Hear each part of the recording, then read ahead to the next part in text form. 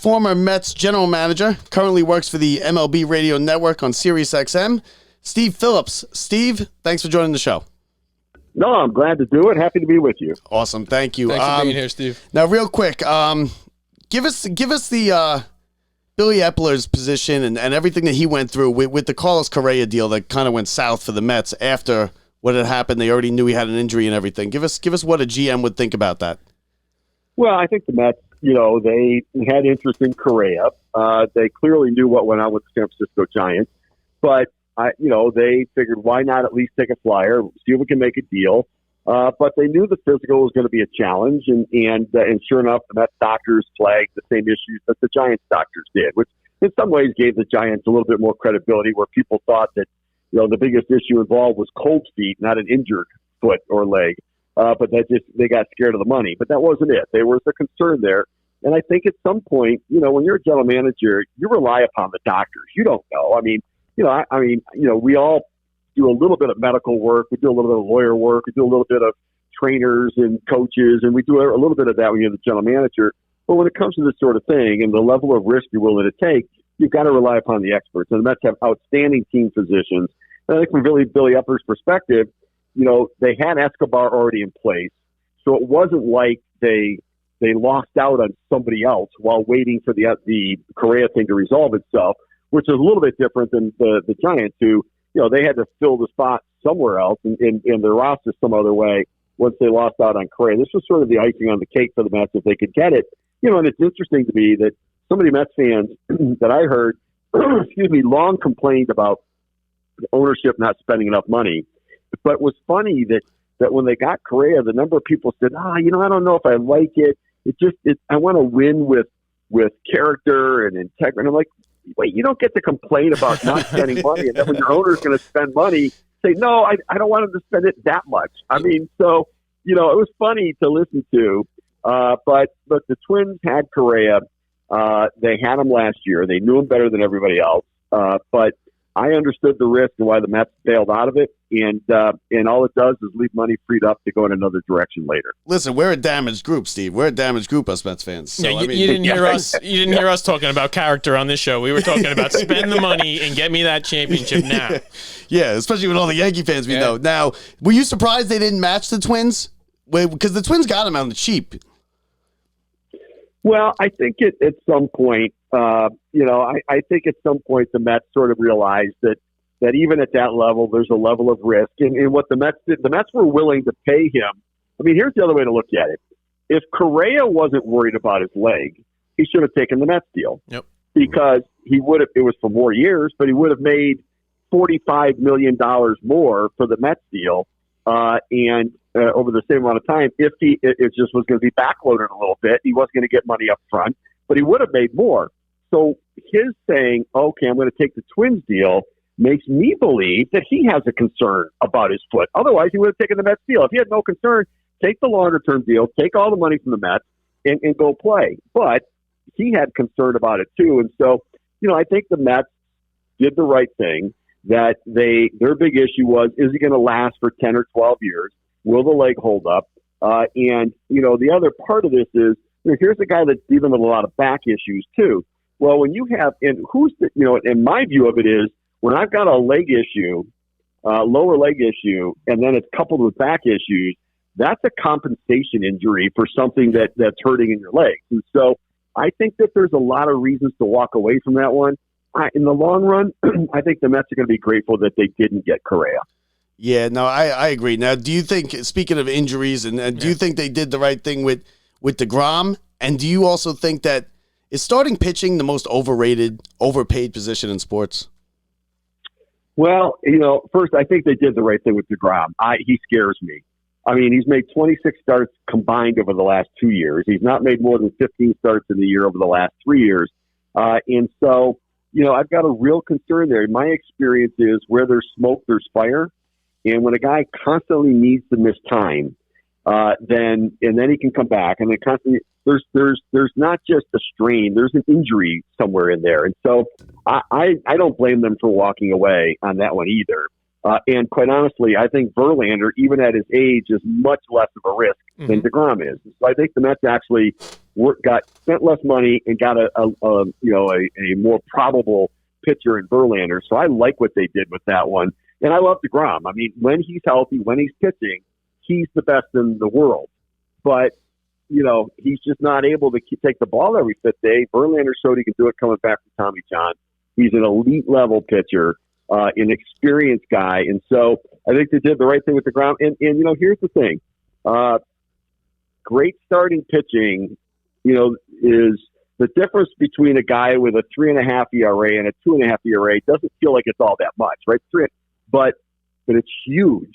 And it's worth millions if you're the sub-3 ERA starting pitcher. And so it's not overrated, but I will say this, that it's easier to find pitching than it is to find everyday position players. So, like in the draft, the Angels a couple years ago, they've never had pitching in L.A., and so they drafted in the shortened season, in the shorter draft, they drafted 20 straight pitchers.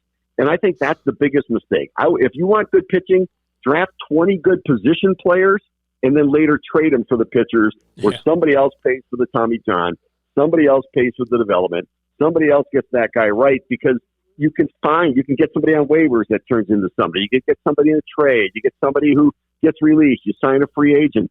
And so, I think that pitching's critical to win, but you don't always have to get it and develop it from within. Yeah, and I love that. Because Verlander is I think Verlander is the top 10 pitcher of all time. Now, Verlander he's kind of the anti-DeGrom. How long can he go for? Is he Nolan Ryan? Yeah, it's hard to say where that's going to end up. I mean, he's always been a guy, like when Verlander, I don't know if people remember, like when he was in Detroit, I grew up in Detroit, so I watched the Tigers a lot.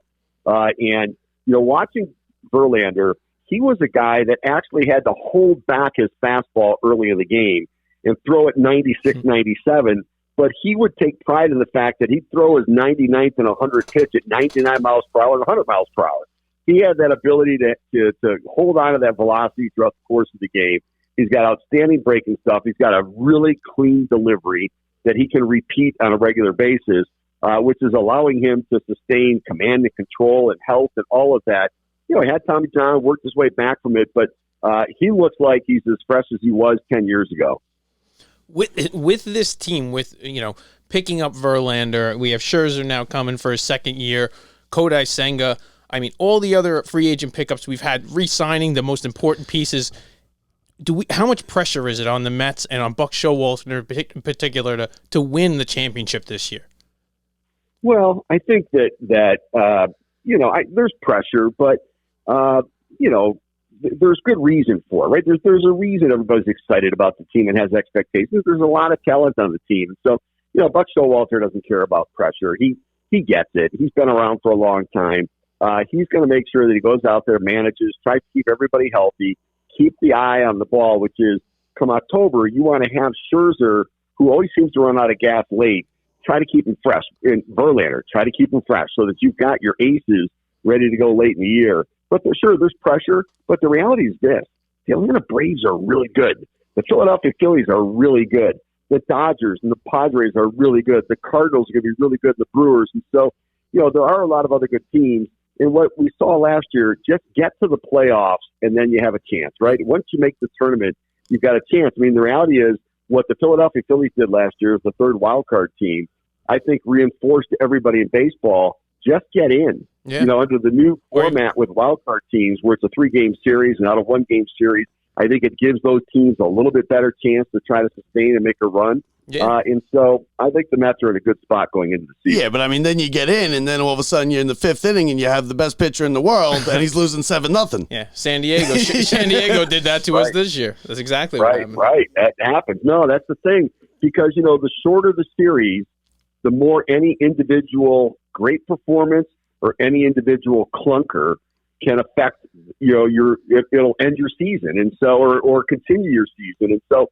What you want to do is get through that early series to where you get a 5-game series, you get a 7-game series, where it really comes down to, at that point, the more talented rosters should prevail in a longer series rather than one of those 3-game series that can get a little crazy. Now, talk a little bit about Nimmo and McNeil and how important those signings are for the Mets. No, they're big. I mean, table setters. But they're also, both those guys are part of the grit that is this Mets team. You know, they're the grinders. They're the dirtbag guys that are going to end the day as the dirtiest guys on the field. They're going to crash into the wall. They're going to dive for it. McNeil's going to break a helmet or two if he doesn't get a hit. And he can throw a temper tantrum with the best of them.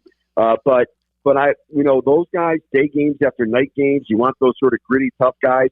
You know, they're contact hitters. They get on base. They don't strike out a lot. They keep the line moving for the offense. And so they're so important because what they do is they set up the offense for the sluggers. They set up the offense for Lindor and for Alonso and those guys to drive in the runs. And so really valuable guys, and certainly I think a good thing the Mets brought him back. Speaking of McNeil, were you surprised that he signed before hitting free agency? And I feel like the Mets got a steal with McNeil. I honestly thought that he was leaving next year. I thought he was heading back to the West Coast where he came from.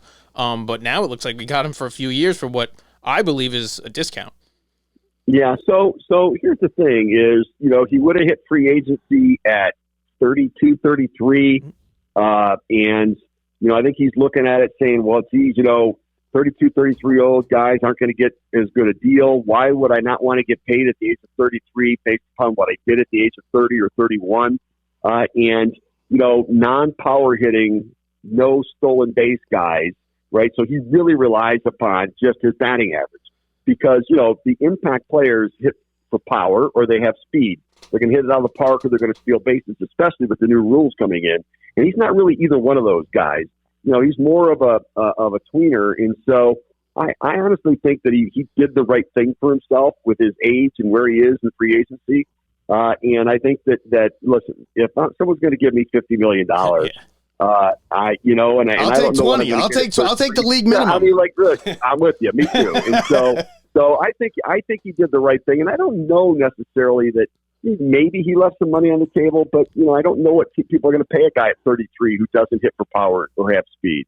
What does the catching situation look like for this team? Well, Narvaez is a solid catcher, and he's a good on-base percentage guy, too. He can work a count behind the plate. Not a bad defensive catcher. He can throw a bit, which is important because the stolen base is coming back. But I think at some point, Francisco Alvarez is going to be the guy. Now, whether that's from opening day on remains to be seen. But I do think that, Nito's a good backup as well. He did a smart thing getting himself a 2-year deal. And I think understanding that at some point you do the math, I don't suspect the Mets are going to carry 3 catchers. So to get the 2-year deal and a guarantee now with Narvaez and Alvarez there, I think makes sense. Now, they might carry 3 with Alvarez DHing some. But I do think that Alvarez at some point will start to get the bulk of the playing time. And that's either at bats behind the plate or at bats in the DH role. Well, I mean, they got Vogel back too. Yeah. Well, I know, but as a GM, how do you feel about Alvarez? A lot of them have said, "Oh, let's get his reps and down in the minors," or or do you leave him up here and have not as many reps and not be able to develop that catching? That's which is what they really want him to be ultimately is the catcher. Yeah. If he's at the major league level, he needs to play, right? You're not going to put him on the bench and that. Now, he can get his at bats DHing. Vogelback is a left-handed hitter. They can sort of ham and egg it a bit. I'm not all that keen on Darren Rupp and his, that he's a factor there. I think that you make a move there with him. Mm-hmm. But I personally, with the idea that if a guy can be in the top 3 in Rookie of the Year and he starts on your opening day roster and you get a draft pick out of it, I'd be more inclined to have Alvarez start in the big leagues and force his playing time. I think the biggest challenge is going to be Verlander and Scherzer and Senga for a rookie catcher. They're set in their ways. Senga, you've got the communication challenges that exist there. And for a rookie catcher, winning the hearts of Verlander and Scherzer is not an easy thing to do. They tend to like the veteran guy who knows how to handle them. They think together. The idea of having a young catcher shaking them off all the time, Verlander gets mad at that. And so that's going to be interesting to see how they do it. The other thing I think is going to be important for the Mets is, in May, Verlander and Scherzer are going to be feeling great. And they're going to go out and have a good outing. They're going to have a 5-0 lead in the 6th inning. And they're going to want to go back out for the 7th. And I really do think that Buck Showalter needs to pull them out of that game and save the inning. Totally. And it's going to be a tough sell. It's going to be a tough sell because the reason you're doing it is you want them to stay fresh in September but trying to convince these guys that when they feel great in May, they should come out of a game. They're going to be like, yeah, no, I feel great. Why are you taking me out? But we're taking you out because you always run out of gas and you need to for October. That's going to be the challenge for Buck. I think it's going to be an important part of his managing this team, not just for the regular season, but for the postseason as well. But that's why it's good to have somebody like Buck. He's got a track record. He's not some young gun new manager that really doesn't have the track record. Buck is respected. Credibility. He's got the credibility. Got credibility, and I think that he can have that conversation with them. Listen, Verlander was very manageable under Dusty Baker, another credible, solid, professional manager. Scherzer will fight tooth and nail, though. Yeah, Scherzer doesn't like to come out of the game, and it's one of those ones where you walk out there and his nostrils are flaring, and you see the smoke coming out of his ears, and you're kind of, just don't make eye contact, extend your hand, take the ball, and let him get angry, but let him walk off the mound to do it. All right, so now the high school version of me and Brett here. Yeah. We got some issues with what you did as Mets GM here. Oh, I was wondering. It took you a while. We buttered you up first. Well, tell us what. Tell us about how Piazza became a Met. Just those couple days where he went from L.A. to Miami and then to the Mets. Yeah. So when we were watching the Piazza negotiations with the Dodgers and they weren't able to get a deal done. And Fox at the point was running the Dodgers, and they made a decision to just part ways. And so they reached out to the Marlins. Remember, the Marlins were coming off the '97 season where they're in the World Series, they won a World Series, but because they didn't draw 30,000 fans a game, Wayne Huizenga, the owner, who had said, "Look, I don't care if we win. If we don't average 30,000 a game, I'm going to sell the team." And he was going to. And in the meantime, they wanted to start to pare down their roster. So they had built it up to win a championship. They started trading everybody away, and so they had, at the time, they had Sheffield and a number of different players that they were trying to move. And so they made a deal with the Dodgers to shed the money. What Dave Dombrowski thought was, sure, I'll take back Todd Zeile and I'll take back Mike Piazza in the deal if I can get out from under all this payroll, and then I can trade Piazza and get prospects. Now, what was bizarre was, why the Dodgers didn't just trade Piazza themselves to get the prospects, and then the Marlins would have given them those players just to clear them off their payroll, so that the Fox people really gave Piazza away when they could have actually capitalized on getting the prospects themselves.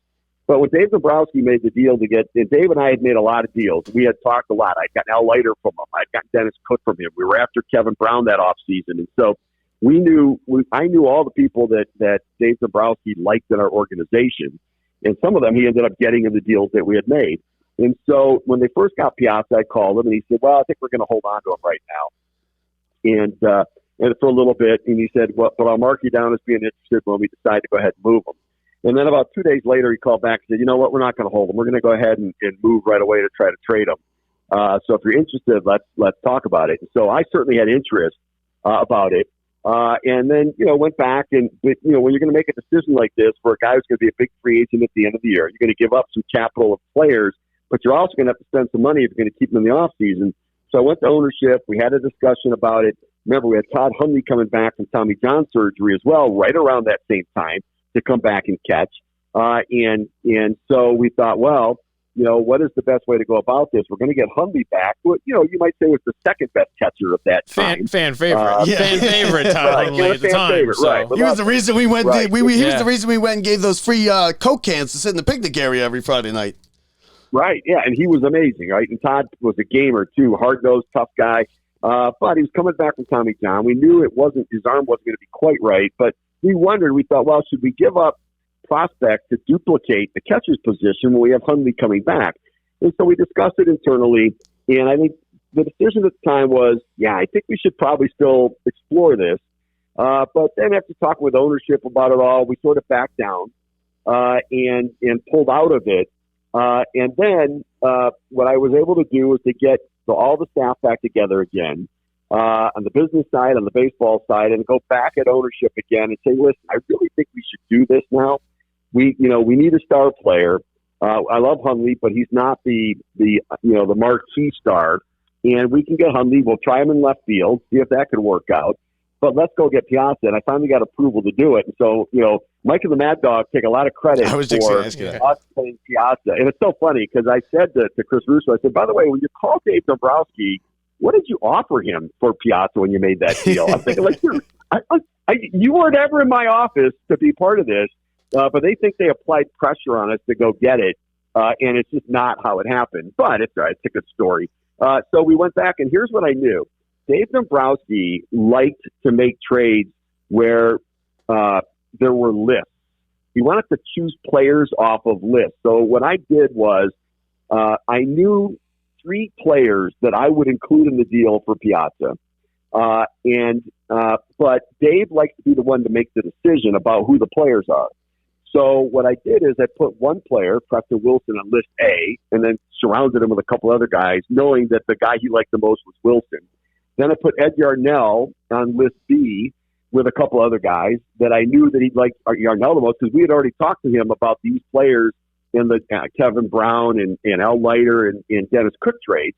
And then I took Jeff Getz, put him on list C with 3 other players and said, okay, Dave, you can take one guy off list A, one guy off list B, and one guy off list C, knowing that he would take Preston Wilson, Ed Yarnell, and Jeff Getz, but he also liked lists. So we gave him the list, and sure enough, he came back and said, okay, I'll take Preston Wilson off of A, Ed Yarnell off of B, and Jeff Getz off of C. And I said, good, we got a deal.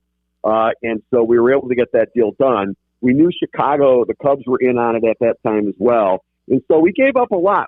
Preston Wilson was a good player. He had a good career. Ed Yarnell was the Eastern League Pitcher of the Year. We thought he was going to be a solid number 4, number 5 left-hander. And Getz was a young guy who had back end of the rotation probably on him as well.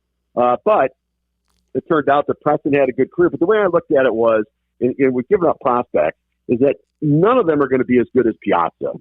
And even if collectively the talent ended up being a package that was more than what Piazza was, the time value of the talent, we needed it now. And to be able to get that talent now and not wait for it to develop and blossom later and come in pieces was the right thing for us. But then the key, obviously, to justify the trade was signing Piazza at the end of the in the off season. And that negotiation was one where it's really funny because I was at the World Series in San Diego, and I think it was Yankees and Padres. And I drove up to Beverly Hills, which is the Beverly Hills Sports Council, was representing Piazza at the time. And I walked in and I offered them $87.5 million. And they said to me, Steve, they pulled out the newspaper where at the time Nelson Doubleday had done an interview.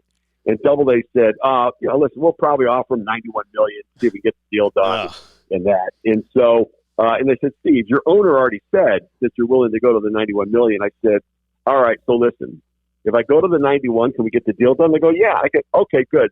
So we got the deal done like that. And I said, but wait, we've got to sit here for a while. So can we order lunch and watch TV for a bit? Because I can't call my owner right now and said I made the deal in 5 minutes. So we sat there hanging out for a long time. And then later I called and said, listen, I was able to get the deal done for the $91 million that you gave me. And so, because, they already knew we were going there. So we got the Piazza negotiation done in literally 5 minutes. That's got to be one of the best meals of your life. Oh, it was the greatest lunch ever. It was terrific. Yeah, it was so good. Now, and listen, they ordered it from some deli on Rodeo Drive, too. So it was the fancy ham and cheese. Yeah, for sure. Hey, listen, I sat and had lunch with Piazza at a bar in Manhattan last year. He just happened to be sitting next to me. He's the nicest guy ever. Now, as big of a franchise-changing move as that was, A-Rod. Now, you had said, you kind of referenced the 24-1. He wasn't going to be a team player. You never even got to the money part of it. Do you regret not at least going harder after A-Rod? So here's what happened. We were at the general managers meeting, and Scott Boras was there. It was in Amelia Island Plantation in Florida. And I had a meeting with Scott to talk about A-Rod. He gave me his booklet on A-Rod, so, that was pointing out what a great player he is. Like I already know that. But he said that, look, these are things that were part of his deal in Seattle that I've talked to other teams. They're going to be part of the deal wherever he goes. He's going to need an office in the stadium for his marketing guy to be there. He's going to need a suite in the stadium Alex will, need to take people from the suite into the clubhouse after the games for meet and greets. He's going to need use of the team logo. He's going to have to fly charter flights from now on. He's going to need a tent and spring training to sell A-Rod apparel and merchandise. He's going to need to talk to your marketing department. He goes, not that he has an ego, but he's going to want to see how many billboards you're going to put up of him in comparison to how many the Yankees have of Jeter. He's going to want to look at all the scouting reports that you have of players in the minor leagues so that he's got a sense of who's playing with him and everything else. And I walked out of there with my head spinning because I have Mike Piazza, who was the most low-maintenance superstar, marquee player, who had, the entourage he had was his dad and his brother came around every once in a while, and Mike always had the prettiest girl waiting for him after the game. I mean, that was it. He didn't have his own medical staff, training staff, the marketing guy. And I thought, how am I going to possibly create this world for one guy when I've got other stars who are as big as A-Rod? And I don't do any of that for them. And I thought, that's going to split and fracture my clubhouse.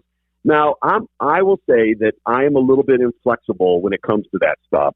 And I believe that the rules should be the same for everybody, even though the consequences may not be. So, if you're a lesser player and you do something, you might get sent to the minor league. If you're a better player and you do something, you're still going to get punished, but it's not going to be a sent to the minor leagues. There's going to be some consequence, right? So I just didn't think that it was going to work. So that was even before. That was at a time when we couldn't even discuss money in free agency yet. It was just conceptual stuff. So, Scott went through, well, we're going to look for multiple opt-outs in the contract and everything else. So we never got to the money part. And we had some internal conversations around maybe we just go back and say, this is what we're willing to offer, but all the other stuff is out. We're not in on it. Now, what I did was I went back and said, Scott, I can't do any of this other stuff. You told me all of this has to be part of the deal. But I will say that we never would have gotten to the $252 million, which, by the way, you know why it was $252 million, right? That it wasn't $250. There was nobody else negotiating in that range, but it had to get to $252. And the reason it went to $252 million instead of $250 or $240 was because at the time, Kevin Garnett had the biggest professional sports contract at $126 million, and Boris and A-Rod wanted to double it. So it had to be $252, and the Rangers agreed to it. And the one thing I feel badly about is that, the 24-1 was just I didn't mean to label him that way. It was the structure of a clubhouse that I just couldn't, get comfortable with.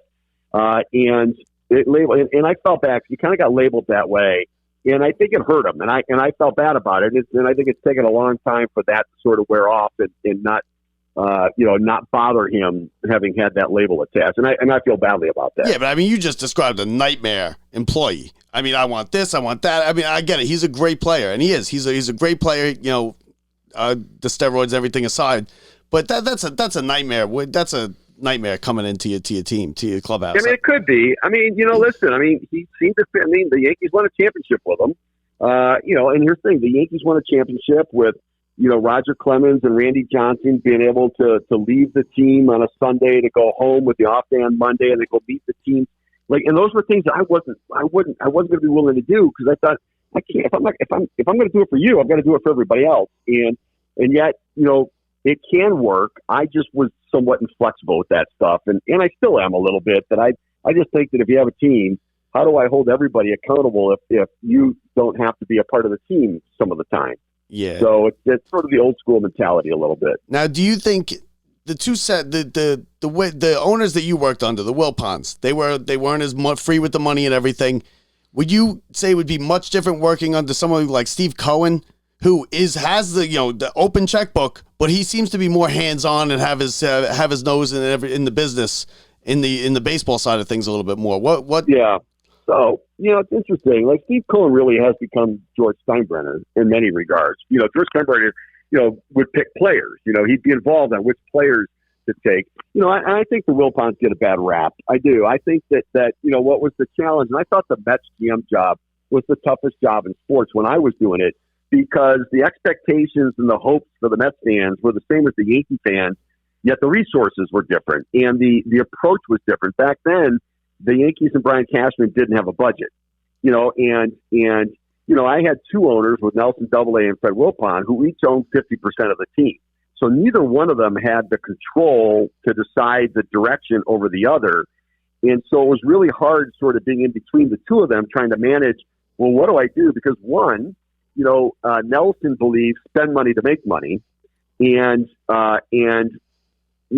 Fred Wilpon, who was great to work with and was really, I enjoyed my time working with him closely for a lot of years. He ran it like a business where what we do is project revenues, work backwards from that to come up with a payroll. And the thing is, they didn't budget to make money. We would budget to break even. And then what we would do is if we won, we made money. And if we lost, then at the deadline, we tried to trade away some players to get back to, close to a break-even point. So it wasn't like they were trying to pocket a bunch of money and walk away. They just tried to work from a point of breaking even and then trying to manage it from there.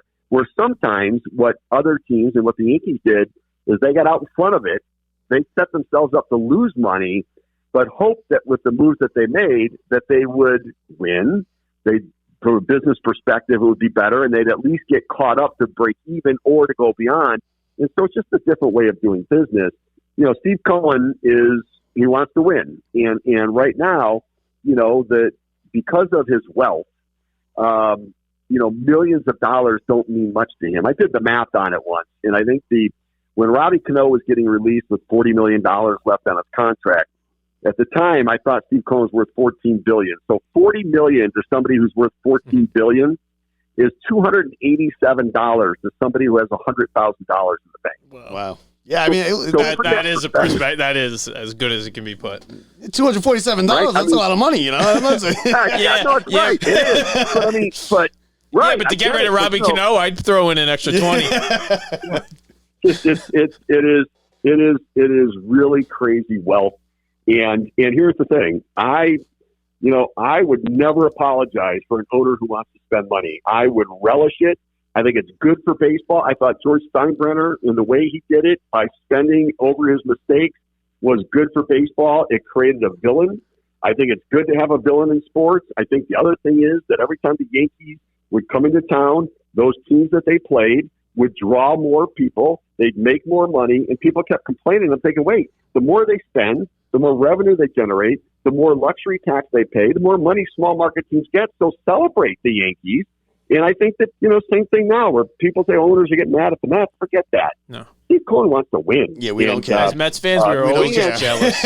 Just jealous. Yeah, and look, he understands at some point he's gonna pull back when their farm system gets to where, like the Dodgers have done. The Dodgers spent close to $300 million back when nobody was close.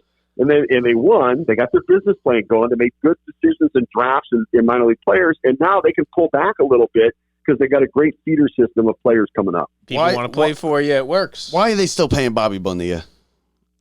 We celebrate that now. It's Bobby Bonilla Day. No, our new owner, we enjoy it now. Yeah. No, now they're celebrating it. And actually on my radio show on Sirius XM, and I don't know if you know radio, Bobby Bo called in on my birthday this past year. That's great. Now, the only gripe I have, I have never gotten a birthday gift or a Christmas gift from him. Come on.